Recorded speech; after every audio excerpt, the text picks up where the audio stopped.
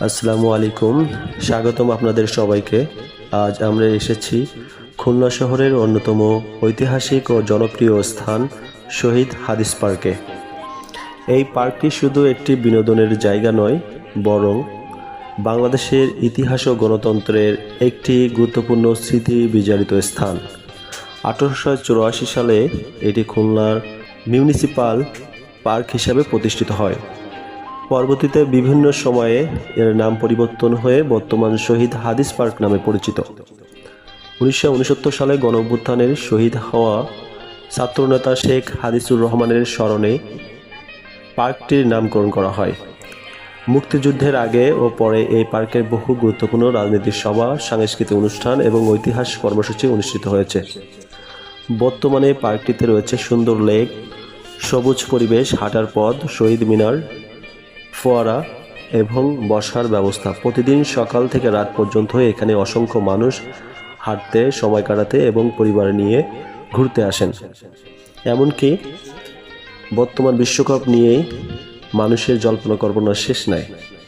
আপনি যদি খুলনায় বেড়াতে আসেন তাহলে অবশ্যই শহীদ হাদিস পার্কে ঘুরে দেখতে পারেন। ইতিহাস, প্রকৃতি এবং শান্ত পরিবেশ সবকিছু সুন্দর সমন্বয় রয়েছে এই পার্কে। শহীদ হাদিস পার্ক খুলনার ইতিহাস ও গণ আন্দোলনের স্মারক। খুলনা মহানগরের প্রাণকেন্দ্রে অবস্থিত শহীদ হাদিস পার্ক শুধু একটি বিনোদন কেন্দ্র নয়, এটি বাংলাদেশের রাজনৈতিক, সামাজিক ও সাংস্কৃতিক ইতিহাসের এক গুরুত্বপূর্ণ সাক্ষী। প্রায় 1.5 শতাব্দীর পুরানো এই পার্কটি বহু গণ আন্দোলন, জনসভা এবং ঐতিহাসিক ঘটনার স্মৃতি বহন করে চলছে। 1884 সালে খুলনার পৌরসভা প্রতিষ্ঠানের পর নাগরিকদের বিনোদনের জন্য পার্কটি খুলনা মিউনিসিপাল পার্ক নামে গড়ে তোলা হয় এবং 1925 সালে মহাত্মা গান্ধী এখানে ভাষণ দিলে তার সম্মানে পার্কটির নাম পরিবর্তন করে গান্ধী পার্ক রাখা হয়। দেশভাগের পর এর নাম হয় জিন্না পার্ক। পরবর্তীতে 1969 সালে গণ অভ্যুত্থানের পুলিশের গুলিতে নিহত ছাত্রনেতা শেখ হাদিসুর রহমান বাবু এর স্মরণে পার্কটি নামকরণ করা হয় শহীদ হাদিস পার্ক। এই পার্কটি বহু ঐতিহাসিক ঘটনার কেন্দ্রবিন্দু।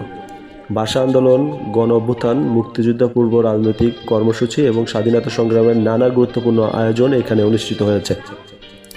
1971 সালে 23 মার্চ এই পার্কের শহীদ মিনারের প্রাঙ্গণে স্বাধীন বাংলার পতাকা উত্তোলন ঘটানো ইতিহাসের অংশ। 2011 থেকে 2014 সালের মধ্যে ব্যাপক উন্নয়ন প্রকল্পের মাধ্যমে পার্কটিকে আধুনিক রূপ দেওয়া হয়। এখানে ঢাকার কেন্দ্রীয় শহীদ মিনারের আদলে একটি নতুন শহীদ মিনার, লেক, হাঁটার পথ, দৃষ্টিনন্দন আলোকসজ্জা, ফোয়ারা, উন্মুক্ত প্লাজা এবং সবুজায়নের ব্যবস্থা করা হয়েছে। বর্তমানে এটি খুলনার অন্যতম জনপ্রিয় বিনোদন ও দর্শনীয় স্থান। প্রতিদিন অসংখ্য মানুষ প্রাতঃ ভ্রমণ, ব্যায়াম, অবকাশ যাপন এবং বিভিন্ন সাংস্কৃতিক অনুষ্ঠানে অংশ নিতে শহীদ হাদিস পার্কে আসেন। জাতীয় দিবস, বিশেষ করে মহান শহীদ দিবস ও স্বাধীনতা দিবসে এখানে মানুষের ব্যাপক সমাগম ঘটে। পার্কটি খুলনা ইতিহাস ও নাগরিক জীবনের সঙ্গে গভীরভাবে সম্পৃক্ত একটি গুরুত্বপূর্ণ স্থাপনা হিসেবে বিবেচিত। ভিডিওটি যদি ভালো লাগে তাহলে একটি লাইক দিন, আপনার মতামত কমেন্টে জানান এবং এমন আরও ভিডিও দেখতে আমাদের এই চ্যানেলটি সাবস্ক্রাইব করতে ভুলবেন না। ধন্যবাদ। আল্লাহ হাফিজ।